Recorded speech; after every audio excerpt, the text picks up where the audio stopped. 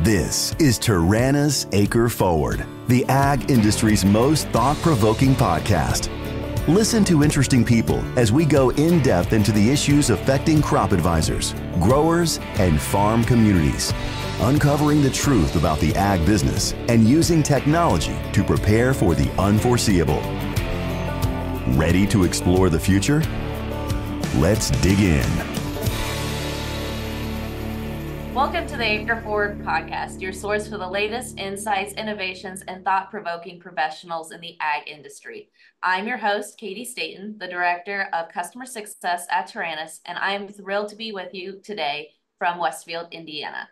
Today we have a very special guest and also personal friend of mine from Westfield as well, Bruce Kettler. He is the CEO and President of the Agribusiness Council of Indiana, also known as the ACI. Welcome to the show, Bruce. Thanks, Katie. It's a pleasure and an honor, especially to be with a group that I'm just really thrilled to see what Taranis has been doing and the forward-thinking look that Taranis has. And it's an honor to be here and a pleasure to be able to be on with you. Absolutely. Well, like I said, we're very excited to hear from you today. And before we dive into our main topics, I wanted to give our listeners a chance to get to know you better. So you and I go way back. You're through the ag industry of different companies we've worked for, different places. I think I've even interviewed with you before for a position. Your wife worked for Purdue in corporate fundraising in the Department of Agriculture. And I also cheered with your daughter, Christy, at Purdue as well. So our families go really far back, and I'm really excited to be able to share your history and your background as an interesting person in agriculture. So can you share a little bit more about your background and what led you to be in a career with agriculture? Yeah, I grew up in West Central Ohio, and both my parents grew up on small dairy farms, and so I was exposed that way. My father worked in the retail industry, interestingly enough, and so I think that's what kind of sparked my interest in the industry when I was little, and he started out in that industry, started out as an applicator for a retail facility, and eventually moved up to manage retail facilities for some independent businesses there. I also worked on a dairy farm through junior high and high school, and I did that mostly because I became, in high school, became active in FFA. And through that activity on the dairy farm, I used that as a supervised agriculture experience project for FFA. Got involved very strongly in the leadership parts of FFA at the state and national level. And I'm an agronomist by training, and I think that influence of seeing what my dad did working on the dairy farm as well kind of led to an interest in agronomy. And even though I don't practice and use those skills on a daily basis, other than trying to grow grass in my yard and maybe a few plants in the flower bed sometimes, but it really did spark an interest in me to be able to do that.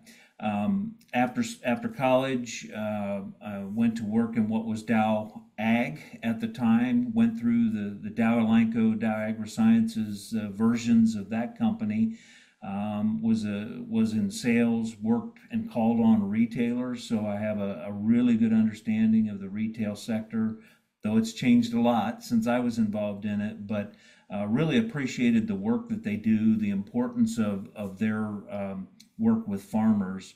And but then that's how we actually got to Indiana. I worked here in the corporate office for 6 years, spent nearly 17 years with those versions of Dow Elanco and Dow AgriSciences, and then spent a couple years outside of the industry. Frankly, I missed the customer interaction. I missed working with farmers, and that led me to Beck's Hybrids. Had not been involved in the seed industry prior, but of course that melding of the importance of seed to crop protection and all the other services that a retail facility provides became very, very intertwined and important, and was at Beck's for about 11 years in various roles, and really gained a strong appreciation for the seed industry.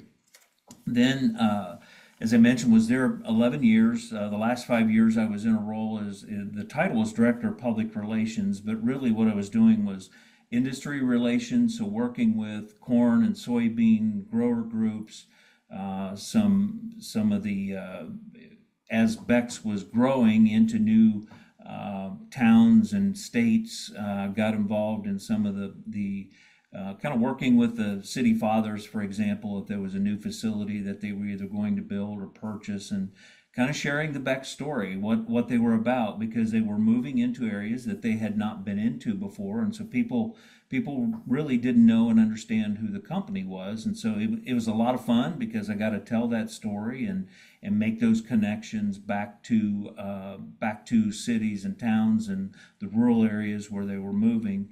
And then I also managed some of the philanthropy work for Beck's at the time in those last 5 years while I was there. So it was a lot of fun. I got involved a little bit in some policy work with that role, particularly as I was interacting with, say, the corn and soybean grower and other industry groups in the role there. Was asked to consider going to the Indiana State Department of Agriculture. Certainly not a role that I was asking for, not one that I looked for, but I think it's a good example for all of us of keeping our minds open to new opportunities, different ways to serve an industry that I love, and this was one that again I hadn't expected, hadn't planned on, but when asked to consider serving in that kind of a role, it made me, and I've heard others say, it makes you stop. It makes you stop to think a little bit about what you might be able to contribute to the industry. And spent 5 years at the Indiana State Department of Agriculture as director. Great team of people. Indiana's Department of Ag is a little different than some other states. It's not primarily a regulatory entity. So we were able to do a lot of promotion of the industry, big farms, small farms, agribusiness. It's really a little different role, and one that I appreciated, one that I really enjoyed. And then that led me here to Agribusiness Council of Indiana about 18 months ago. Absolutely. Well, it sounds like you've had just quite the diverse background, and that's where our paths have crossed through the seed industry. My dad also worked for the State Department, and his opportunity in a way fell into his lap as well. He wasn't planning on it, but that's where it led him to be where he was in his career. So it's really interesting how sometimes those opportunities and those different career paths can just lead you to where you are today. So with all that you've done and all that you have accomplished within your career, what are some key milestones that have really shaped your journey to becoming the CEO and even the president of the ACI, the Agribusiness Council of Indiana? Yeah, I've shared with the board when I interviewed for this position and after I took the role, and as I've talked to some of our members, it's kind of interesting. I mentioned early that my father worked for retailers. He was very involved in that industry. And so for me, in some respects, this role I think is kind of like coming back home to that, because as I mentioned earlier, I understand the function of what the retail industry or the grain elevators or feed mills have to be able to support. A lot of people, sometimes people say, well, what is ACI? Who are your members? What do they do? And I boil it down to they service, sell, supply, and buy from farmers. And, any of us involved in this industry understand that none of us can stand alone. Farmers have to have somebody that provides services or sells them product or makes the feed for their livestock. Our members, businesses, even like Taranis, you have to have customers, you have to have farmers and people that are interested in utilizing those services. So one thing that I've appreciated about these various roles that I've had is it's actually allowed me to participate in different ways in that chain of events that occurs. And I think that I've learned through those career opportunities that I've learned different things at every stop, and to highlight one or so is probably difficult, but Yeah. as I reflect back, I think for me in my career, I've been able to build upon the things that I've learned in every role along the way. I mentioned, the role at State Department of Agriculture wasn't one that I expected. I knew people in that role, was good friends with folks in the role, but I also understand the importance of having that representation in this case at the state level, even at the federal level. My background with getting involved in some of the policy items that come up in, say, the State Department of Agriculture. I mentioned I had done a little bit of that in my last role at Bex. And now we as an organization, ACI, is very involved in policy. And I think when I was director at the State Department of Ag, I really gained a new and different appreciation for the importance of policy to our industry. I also know it's not the be all end all. You have to be careful. You have to be careful what you ask for or don't ask for. But at the same time, we all have to understand that state governments, federal governments, other governments around the world influence what we do as folks that are involved in the industry. So whether we're farming or whether we're supplying farmers and servicing them, there are policymakers that are going to change or influence what we do. And we need to be part of that conversation to make sure that we're not getting put out of business and overregulated, for example. Absolutely. And you put it perfectly, is we just have to continue to adapt and change with everything that's been brought into the industry throughout time. And I have to go back real quick. So you mentioned you're from Ohio. Yes. Wife worked for Purdue. Your daughter went to Purdue. Now, are we Purdue fans? Are we Purdue supporters? Are we Ohio State? Are we the Ohio State? What's going on? Katie, you're putting me in a tough spot here. I won't tell. Oh yeah, okay, all right. Nobody will know anything, right? So Nobody. it's a very fair question. I'm kidding. It really is a very fair question. I'm a graduate of Ohio State. My wife is as well. That's where we met, as a matter of fact. So yeah, especially when my wife went to work at Purdue, it created some interesting dynamics. And then when Christy and her older brother were thinking about colleges and school, it really created some interesting dynamics. But here's how I look at it. Purdue's an awesome ag school. I knew that. In fact, I've got an interesting backstory we don't need to go into today, but I tried to get into Purdue in the agronomy program when I was looking at colleges. But it ended up, particularly in the case of like Christy, when she said, I think I'd like to go, I want to major in agriculture. Tammy worked at Purdue, and I'm like, Purdue's close to home. It's a great school. You want to cheer, and you can do that there as well. So it all worked out very well.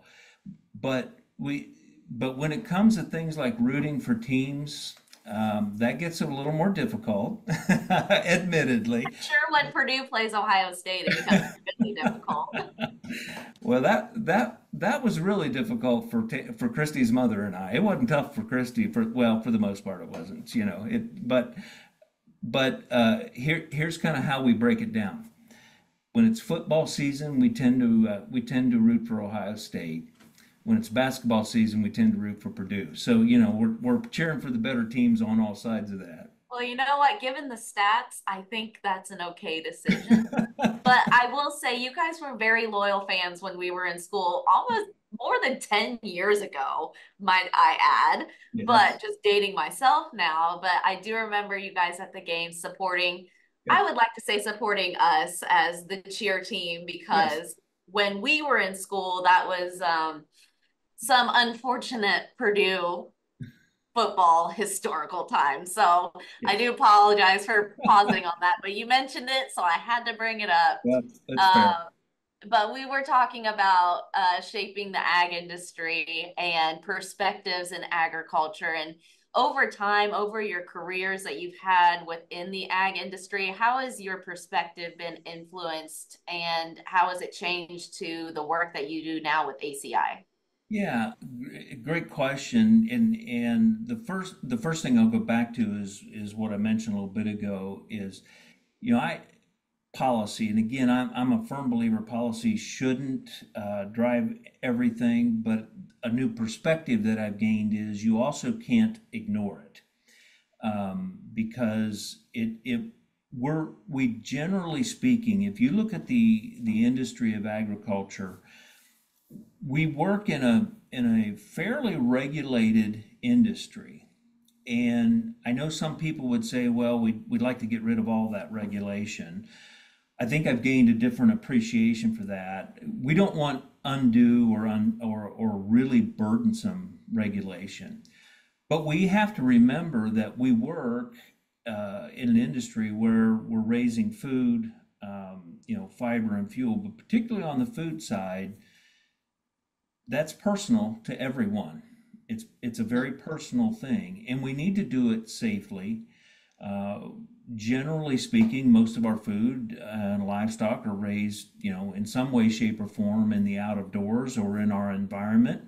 So we're affecting that, and we have to understand that that's part of what we do. So being involved in that policy process, I think, is very important, and we need to do that. So that's a new appreciation that I've gained. When I started my career, didn't have any understanding of policy. Pretty quickly, when you work in the crop protection industry, you understand the importance and the impact of the regulators. To how you get new products to market, particularly crop protection products. The fact that they are tested and they're tested significantly. They go through a lot of rigor, and it's science backed and science based. And so I have a real appreciation for the importance of that to our industry. So that's one. The other is, I think over time, the appreciation that I've gained for, particularly in the United States, but it happens around the world very differently in different spots of the world. But just I continue to be awestruck by that chain again of what happens to be able to raise crops and raise livestock. And if we want to go back to think about, for example, the crop protection products or the seeds, I mean, this all starts years and years and years before it ever gets to the market. The same is true, I'm sure, for Taranis. You're working on new things all the time, and you don't just one day say, "Oh, let's put a drone up in the air and take a picture and figure that." It has to. Sometimes it does happen, sometimes, but most of the time it takes years. Yeah. But But somebody has to figure out how to make it work and make it good. Because if we don't have good products and good service, farmers know that pretty quickly. So I've gained a real appreciation for this chain of what has to happen for all of these things to occur. And it's not just on the front end of how we learn to produce crops and livestock. We also have to remember what happens after we sell our crops and our livestock. It's the processing of the grains, it's a processing of the livestock, it's the various products that come out of that chain. And it's difficult to gain an appreciation until you really get involved in it. And I have been blessed in my career to have gained a strong appreciation for all the things that go into that, both on the front end and afterward. And it's also allowed me to have a real strong belief that agriculture will just continue to get better and stronger, and the opportunities for people and careers will continue to gain. And you know, when I think about the space that Taranis is in, what I would call, you know, ag tech, high tech, whatever you want to call it, man, the sky's kind of the limit. I mentioned I'm an agronomist by training. I have, in the last probably 6 to 8 years, I've become more convinced than ever that people that think they know about soil and what soil does, we haven't scratched the surface of the soil and the capabilities in soil. We haven't scratched the surface in terms of understanding that interaction between a plant and the soil. And again, that's what I appreciate about companies like Taranis, and we're getting more data, more information to unlock what there is there. But the soil is such an incredible organism that we've got to continue to go down those paths to understand it better. As one example, that's not the only example, but as one example of the future and the bright future that I think this industry holds for a lot of people. Yeah, absolutely. And I agree with you. The soil is the most important part to start with because the seed has to go somewhere to grow, right? So, and you mentioned a little bit about Taranis. It is a service platform for retailers to service their growers better, giving them a different perspective on their farms that they've been farming for 30, 40 years, preparing the next generation to come in and making sure that we can cover more acres faster, be in the right place at the right time, make the right decisions, or even you're an agronomist, so you know how many times do you get to congratulate a grower for something they did right. I mean, it's less often because we're always looking for the problem to solve to make it better. But here we can say, hey, Mr. Grower, you did the right application at the right time. You planted at the right speed, the right soil for the right populations. Everything's going well. Good job. We can visually see that. And that's just what's amazing about that. And you brought up soil. Even this morning, I was on the phone with a customer in Ohio, actually, and we're seeing a lot of phosphorus deficiencies. And this particular grower did soil testing in December, phosphorus abundant. It's all there. Planted, now we're seeing very, very high purpling in the leaves. Okay, well, we had phosphorus, we applied 1,800 pounds. So now, why are we seeing phosphorus? Now we're gonna go tissue sample those specific areas that we're seeing. Now we're gonna go soil sample. Now we're gonna look for compaction. Now we're gonna look at how planting happened. It's a snowball effect of everything that affects the plant for the end result. And so now we're taking everything that an agronomist has done in their usual day-to-day and just doing it differently, changing that perspective of the service that we're providing. 100%. You started me on this snowball, so now here we go. But let's get back to you for sure. So we talked about all the policies that you're working with the ACI and how heavily you're now involved with that, which you never saw yourself doing. But now you're here and you're doing it extremely well. So can you tell us more about the state legislature and some of the policies that you're focusing on for this session? Yeah, so there's a possibility in Indiana. 2 sessions ago, there were some things that changed for our grain, particularly for our grain folks, the elevator folks around the Indiana Grain Buyers Warehouse Licensing Agency. There may be some things that come about from that as a continuation. I was actually at an event last night speaking with some legislators, and I was trying to get a feel for whether they know that's going to happen or not. Nobody's showing their hands yet, but there's a possibility of some things that will happen there. A continuation that we expect again from the last 2 sessions. The state legislature here in Indiana, the last couple of years has been pretty active in overseeing and looking at state agencies that have regulatory authority. And they have made it pretty clear for the most part that, and this is in both the House and the Senate, particularly in the Indiana House, that they want agencies that they don't want to make sure they're not overburdening people. They want to make sure that they're doing what they should do, but only up to what they should be doing. I think it's safe to say they've made it very clear that they don't want to see state regulatory bodies and state regulatory agencies more restrictive on some items than federal.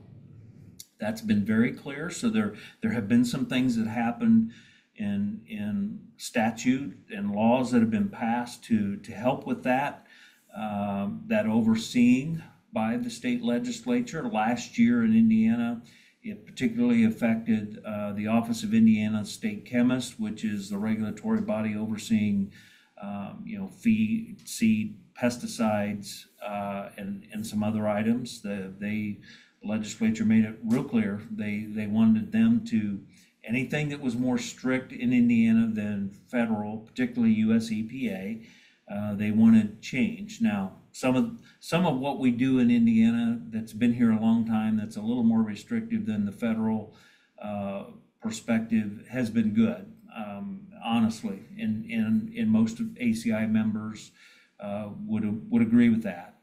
I'll give you a good example, one that we worked on last session. Indiana was more restrictive when it came to restricted use pesticides, and said we want people that are applying or using these restricted use pesticides to have regular licensing and training, and at the federal EPA level, that's not the case. And I would argue, I think most of our members agree, that when you're dealing with pesticides, we talked about environment and the impact that use of pesticides can have to crops and other people's or surrounding crops or neighbors. Educating people and maybe making them go through a licensing process periodically, particularly for restricted use products, is not always a bad thing. And we were aligned with the turf folks, people that spray lawns and provide that for golf courses.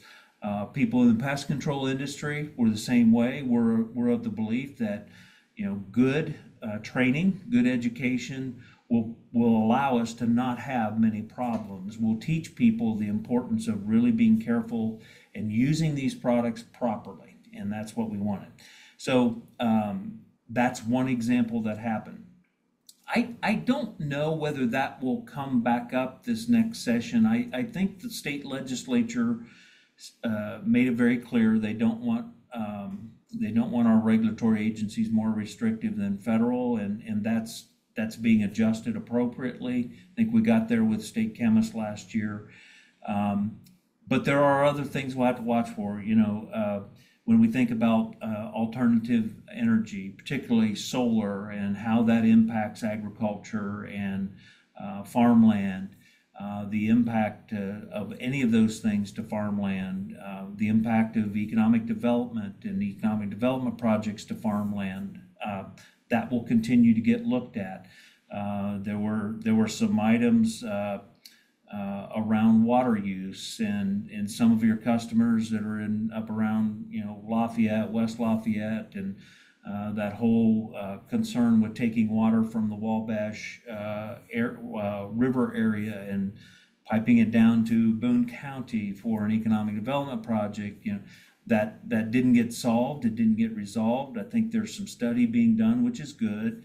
But those kinds of issues will continue here in Indiana. And then, of course, there's always going to be things at the federal level that will crop up when it comes to environment and land use, and all of those continue to play. Again, I'll go back. The importance of being engaged in a policy process, no matter where you are, is really critical. Yeah, and I think it's important that we educate our listeners as best we can. My policy knowledge and vocabulary is very limited.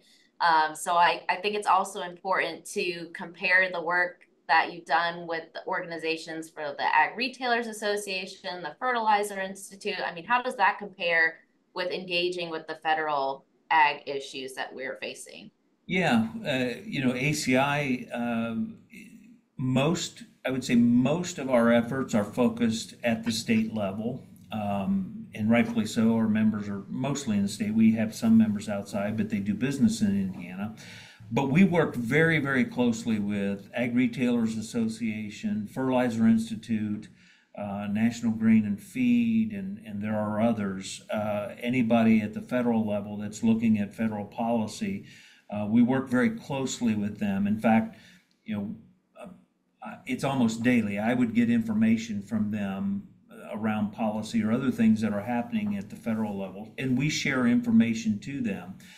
But we're really tied very closely at the hip on that, because like anything, when it comes to our activity with legislators, it's always good.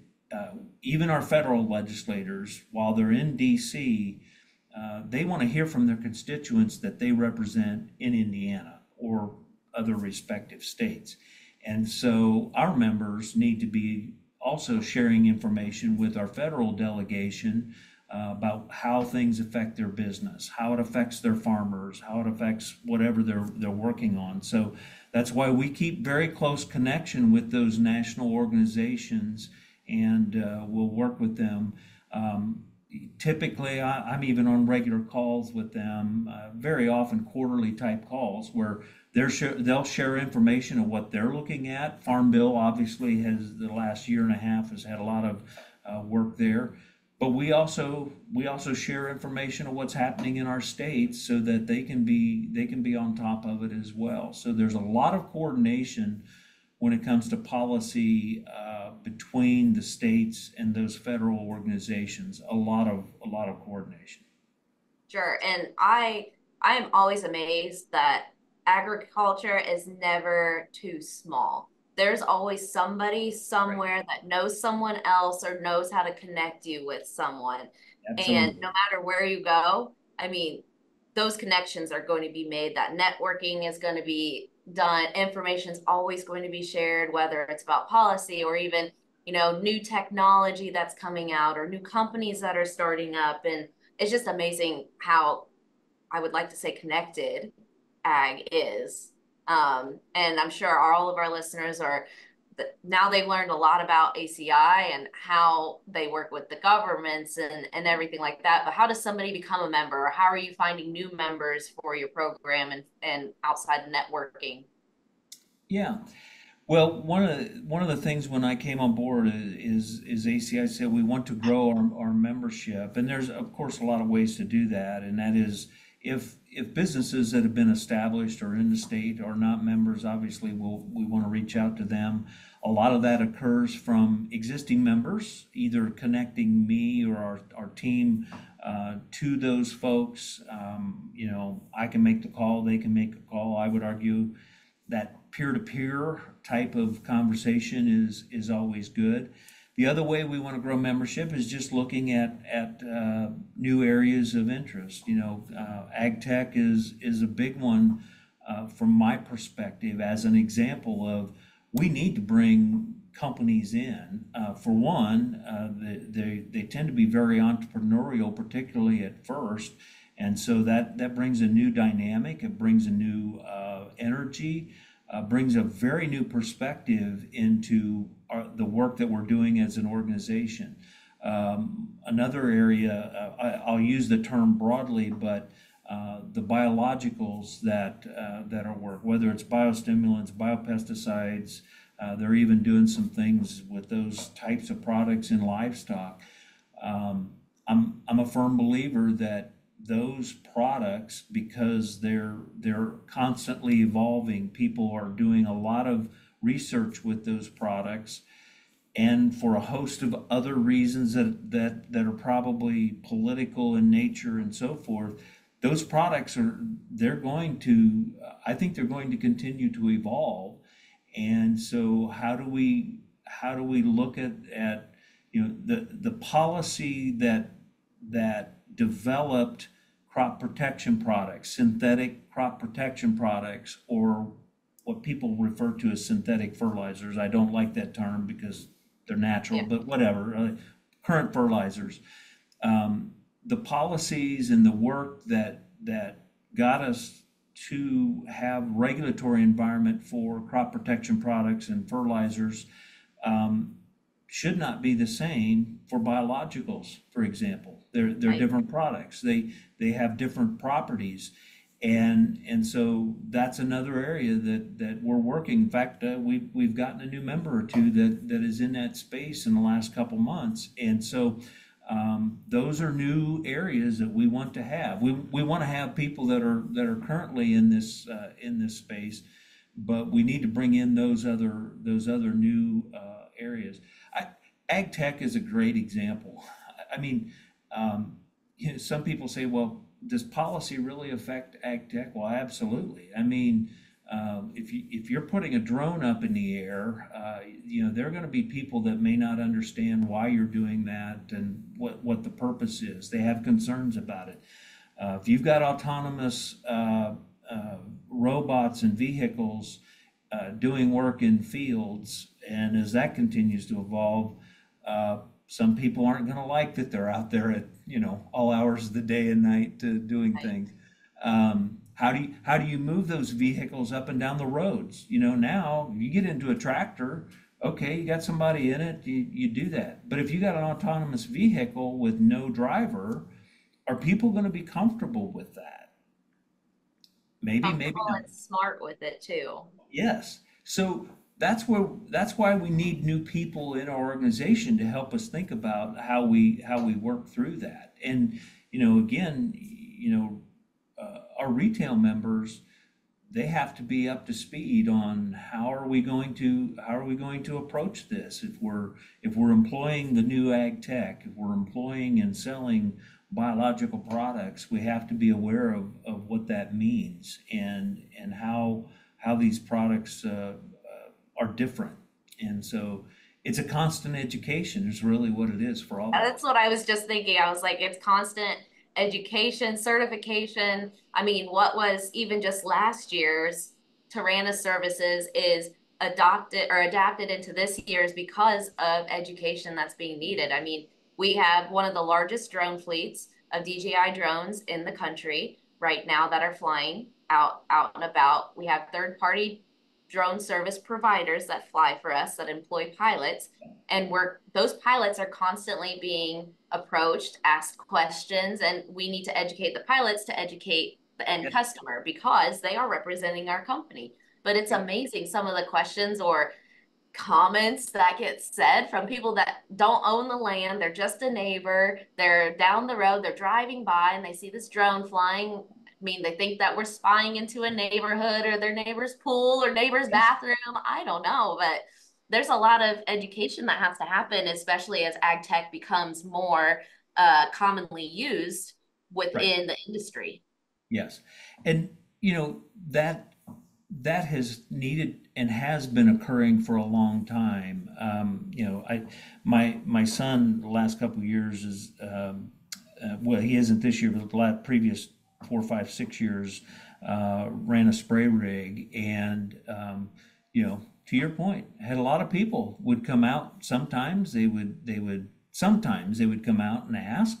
Sometimes they wouldn't even come out and ask. They would call his employer and say, what are you doing?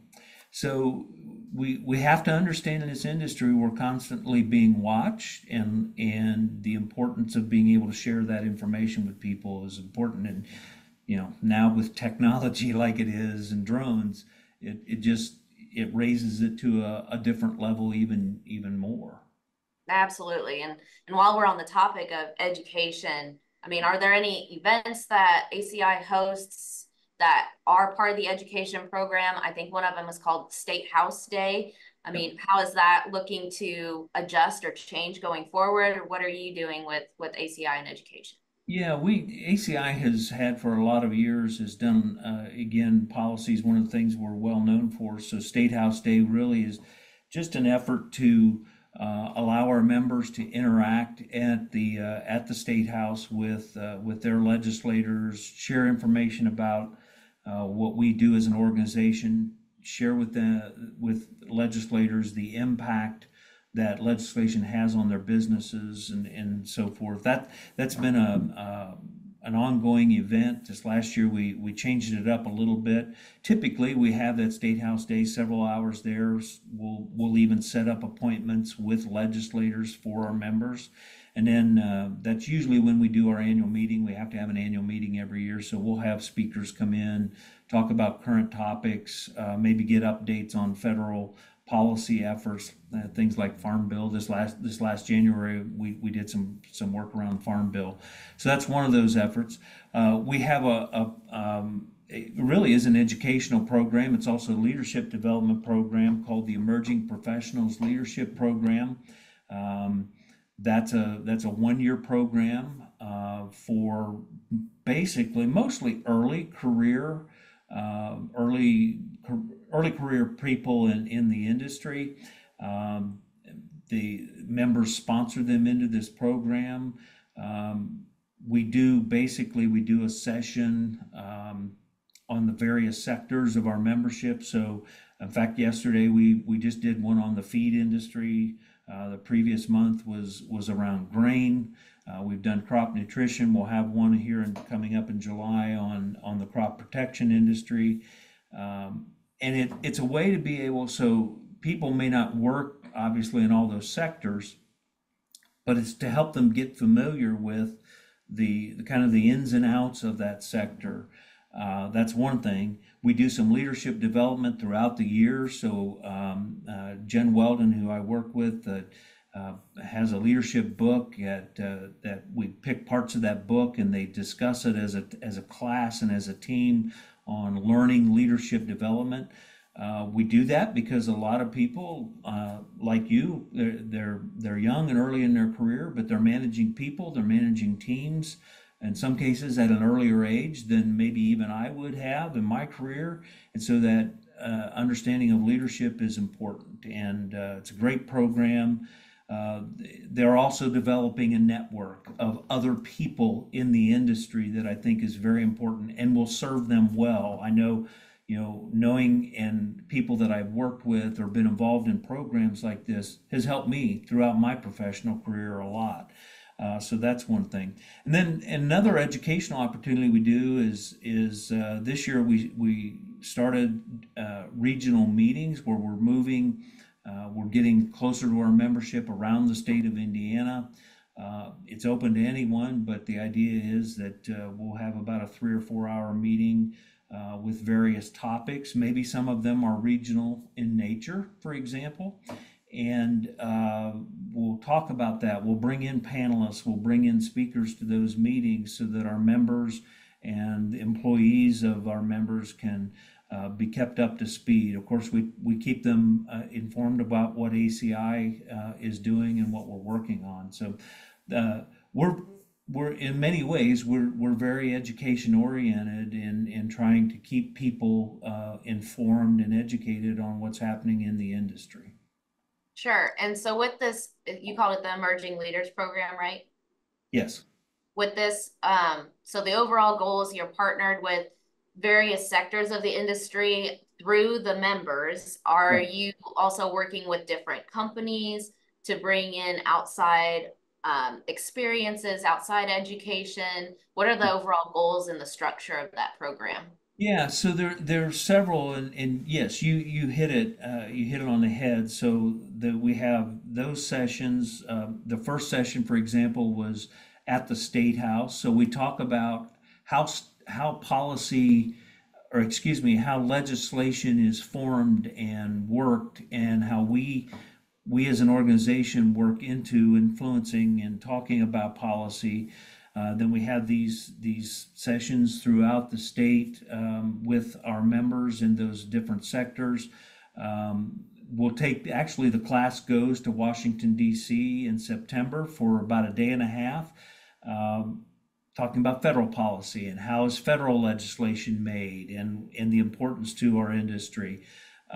Last year we met with of the 10 or 11 members of our federal delegation. I think we saw 7 or 8 of them. That's One or awesome. two of them were quick 5 minute. We happened to be passing them kind of things. We met in their offices, but then we took them the second day. For example, we went to the National Association of State Departments of Agriculture.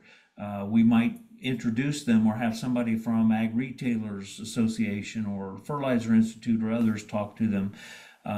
One of the neat things we did when we were in DC last year, we took them to the British Embassy. And through a connection I had when I was at State Department of Agriculture, we took them there to talk about farm policy in not only in the United Kingdom but in the EU, and what Brexit meant to change ag policy in the United Kingdom. And so we went right into the embassy. It was a great opportunity to have a great experience. So that's part of what we're trying to do with that program is to help again build a network, learn more about sectors that maybe people aren't familiar with, and help them understand the interconnectedness of those sectors and develop leadership skills all at the same time. And you hit the nail on the head. I mean, I've been with Taranis now for 4 years. I've been in the ag industry for coming up close to 10. But we're seeing a lot more younger leadership involved in companies and taking over potential positions that were with more veteran leaders in them, and trying to not necessarily reshape, but pick up what was being done and keep enforcing processes, find new processes, find more efficient ways to do things. And that's where I think that this program is going to be so important and critical in shaping the ag industry because of different perspectives. Yes. Changing how things are working in the ag industry, because I mean, you only know so much as you know. I had someone very important tell me that if you're the smartest person in the room, you're probably in the wrong room. It's good. So you It's good always learn from somebody else. Other than being involved with all these different sectors that you're bringing into this program, what are some skills or leadership skills that participants can gain through this program? Well, I guess I think of it as a skill. I talked about that networking piece. Is there again, it's a year-long program. They meet numerous times together, and it for me, it's even fun to watch every time they get together. There's different dynamics of the group and how they interact and the questions they ask, and they get to know each other and kid each other and harass them a little bit, which is always fun. It's a good part of it. That ability to have a network of people is really important. Sometimes it's just asking questions and how you ask questions. So again, we bring a lot of speakers in from on these things. So doing that. One of the other things that we implemented with this group this year was, and it is policy focused, and I don't want people to think that's all we do, because we're more than that. But as they go to these, talk about and learn about these different sectors, we put them in small groups. We break the total group. There's 24 members in this year's class, and we break them up into smaller groups and ask them to get together virtually, whatever, and think about policy implications for that sector. So, for example, yesterday, our previous session was around grain and grain flow and markets and that. So that group, after that session, got together and had to think about what's going on when it comes to policy, farm bill, etc. And the reason we're doing that is so that when we go to Washington, D.C. in September, they're familiar with the challenges, they're familiar with what those legislators in DC are having to think about. So what does that do? It's beyond policy. Obviously, they're in small groups, and so they have to learn about the group or small group dynamics, and somebody has to lead, but somebody has to also figure out. We asked the group to make a presentation to their peers in this class, and so they've got to decide. We don't give them. It's not like we're giving them an hour to make the presentation. They have to boil this down into something that's pretty succinct. But it challenges them to say, okay, what's important and what's critical and what maybe isn't quite as important, and how does it affect the business? Right. And all these members, the 24, they're all currently employed with some sort of ag business or ag industry related job, and they're doing this as an extracurricular, you could call it. That's right. Right. When Yeah. is the next round of applications for next year's class? Yeah, we'll open those up this fall, probably late this fall, usually kind of that September, October timeframe. We try to identify the class in November, right around Thanksgiving, sometimes maybe a little bit later than that. But the idea is we start them, essentially they start the new class in January is what it really amounts to, and go throughout the year that way. So yeah, if people are interested, they can go to our website certainly. My contact information, Jen Weldon's contact information is there. We would love to talk to folks about the program and what it looks like, and the importance of it. And in two previous employers that I was at, had a lot of folks go through the program, and really appreciated it, because again, they're learning about sectors that they may not work in. It's not a daily occurrence for them, and so they're learning a lot more than just the area of agriculture that they're working in. Absolutely. And I mean, it's education, it's word of mouth, because then they're going to talk to somebody else and keep spreading the good education that they're learning, and just keep everything positive within the ag industry. Because sometimes we tend to get a little bit of a bad rap sometimes on certain topics. So it's good to have that good education and Right. a good way to share it from people that you trust. You're typically more likely going to listen to somebody that you trust, and pass that along if it's a good source. So this is a Well, fantastic program to have. and the important, I've mentioned networking, the importance of that for any of us, but particularly if you're fairly new in a role or job. You've got a friend that maybe they're even outside.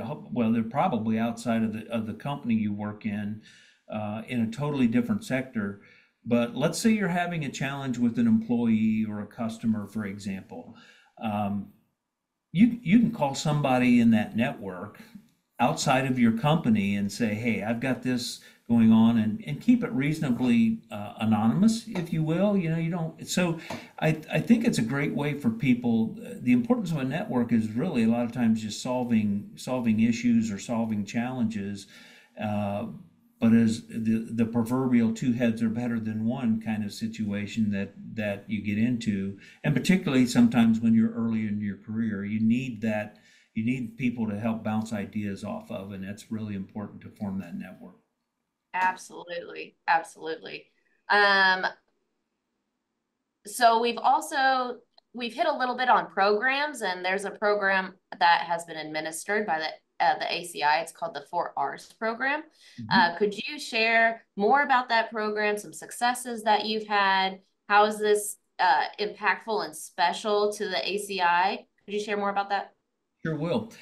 The 4R program is the Fertilizer Institute is the one that really is the organization that formed this and has it. So the idea behind 4Rs, particularly related to fertilizer, is that you use the right form in the right place, the right timing, and it's really to say we want to be judicious. We want to be good with the use of crop nutrients. Uh, it's not all nitrogen, obviously a lot of that. And so the Fertilizer Institute started this program a number of years ago, and then some states are taking it to the state level, and that's where ACI comes in. We are the administrator for the 4R program in the state of Indiana.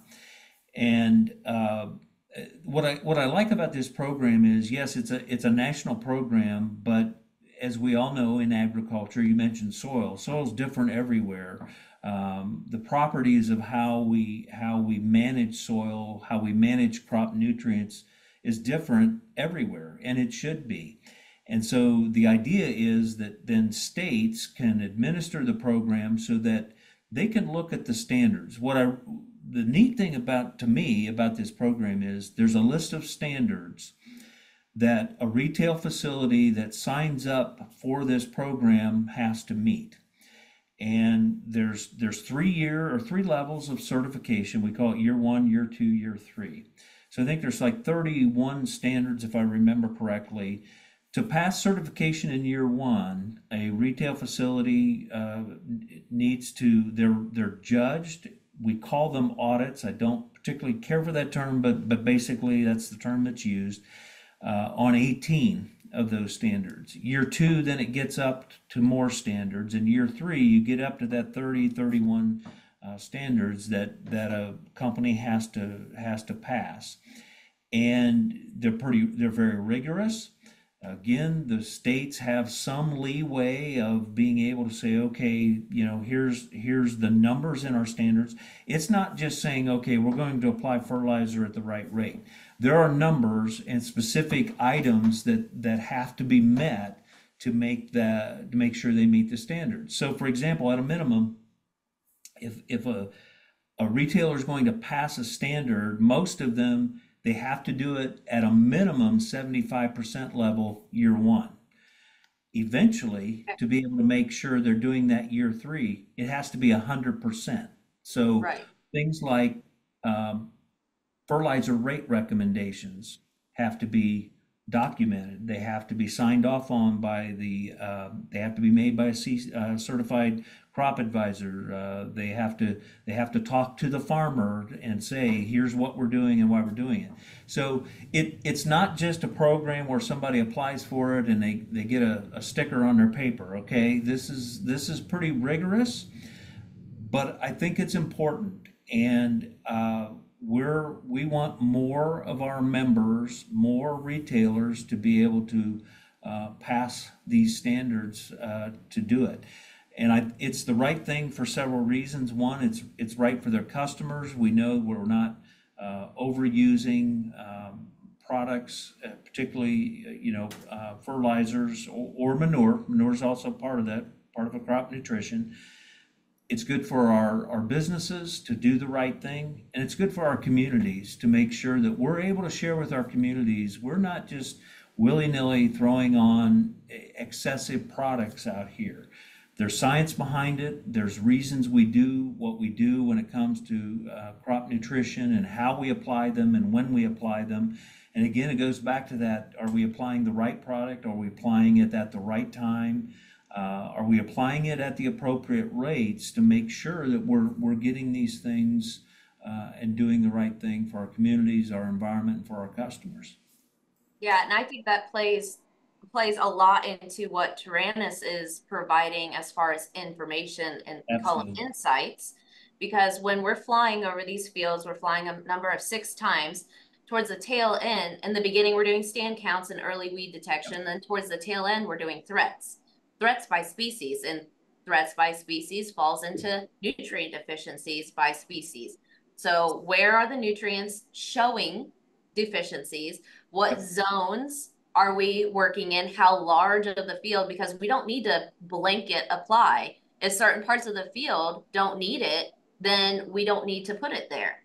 And now we can make zone maps and prescriptions and variable rate and put the growers' dollars where they need to go, put the agronomist's time where it needs to go, and just be at the right place with the right rates, like you're saying. I think that there's a big future for that cross collaboration. And you mentioned with this that there's a very rigorous documentation process to it. What does that look like? How are these being stored and verified and everything like that? Yeah, it really is upon the retail facility and their record keeping systems. I mean, we review them with them. They know what the standards are. We're not asking them to, adopt a new software or a different record keeping system. Um, what I have found is there are a lot of folks that are skeptical, and I get it because it is a different way of kind of opening up your books, if you will. Yeah. But also what I have found as I talk to people, most retailers are doing a very, very, very high percentage of this already. And do they have to adjust some things? They probably do, how they're documenting, where they're, what they're doing with it. But most of them are already doing that. And so once we get them over the hurdle of understanding that we're not asking you to totally change your business unless you want or need to, it's really working within how they do their work in their retail facility or within their company. And but it can be a little bit of a different mindset for folks to be able to do that. And in some cases, in most cases, they're documenting some of these things. Some cases they may not be, and they're going to have to. They will have to document it. But again, I would argue that's the right thing to do because, if a customer has a challenge or has a problem, if we're not documenting, well, we looked at it, or we scouted this field, or we applied this much. How do we know whether we made a mistake, or how do we know if we maybe nitrogen deficiency is showing up because we thought we had a machine applying a certain amount, but we may realize it really wasn't applying that amount. Right. Something was going wrong. So, documentation is important. And like I said, so I mentioned audits. Again, this is rigorous to the point that it's not like I'm going out there or that company has their own people doing this. We hire independent third-party people to do these audits. We vet them to make sure they don't have any that they don't have any challenges with that particular retailer. So they're totally independent. No things that are going to be Almost shared. like serving on a jury. It kind of is, but they're the ones that go in. They review the documentation. They go in and look at they randomly pull files, customer files, and say, okay, we're auditing this standard. I need 5 of your customer files, and I'm going to be looking at these things. But these auditors are independent of that. I should also mention we have a group then of other interested parties, people from our membership. We've got a person from Nature Conservancy, for example. We have people from Purdue. We have people from Natural Resources Conservation Service. They're the people that overlook this program to make sure that we're looking for the right things, that the program is up to speed, that it's up to snuff. But there are sounding boards to say, okay, are we doing the right things? Or do we have the right standards in place? Do we need to change our standards? Do we need to adjust them for some reason? And so, again, it's a very rigorous program that I'm excited about. I think it's really important for us as an industry to have these kinds of programs in place.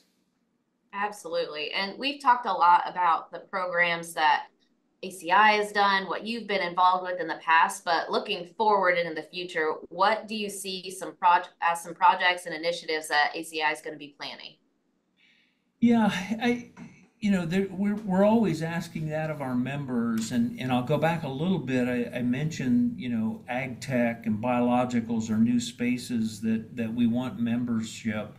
I think some of our new programming is around educating on those kinds of new things that are coming into the industry. Our members have a lot of variation in terms of size. We have everything from, small, independent, maybe 1 or 2 people running a business to the global multinationals. and we have people in those various sectors. So I'm finding, for example, just one example of something that I'd like for us to do is talk about labor and what does that look like? That's different for a global multinational company versus a small independent feed mill or seed business that may have just one or two or three or four employees. Somebody that has a business of that size, they have to do hundreds of things every day, and it's HR and it's fixing a piece of equipment and paying bills, and so things like labor and hiring people, for example, are very different needs within our members, and so we're trying to keep our ears open to how can we help them, and labor is one thing as an example, but how do you perform an HR function with a small business that is going to be very different than any other business out there? And can we connect them, for example, to companies that do human resources work for them? I know some of our members, they don't do the accounting necessarily. They hire companies or they hire people that can do the accounting for them. So where are areas that we can connect our members to help them be more efficient, maybe allow people to do the things that they're not the best at in running that business, allow others to take that off of their plate and do that for them. So we're always looking for that. Yeah, and then they can focus more of their time on what's important to them, what will drive the business, what will engage more people with their company. And I've been on the laborer side of a large multinational company as well as independents, and it's amazing to see that difference between, Yeah. well, here we have it all in-house, this is where you go, this is what you do, to go into an independent where it's like, well, we don't necessarily have that, but this is what we kind of do, or this is where we contract out, or this is what we do in place of it. So I think that that's a very big opportunity for education going forward. So I'm really excited to see that take hold and more things come out of that. So we talked about a lot of things that are coming up, new initiatives that you're having. How can current and prospective members be involved, especially if they're out of state or even in state? What does that look like for people that want to be involved?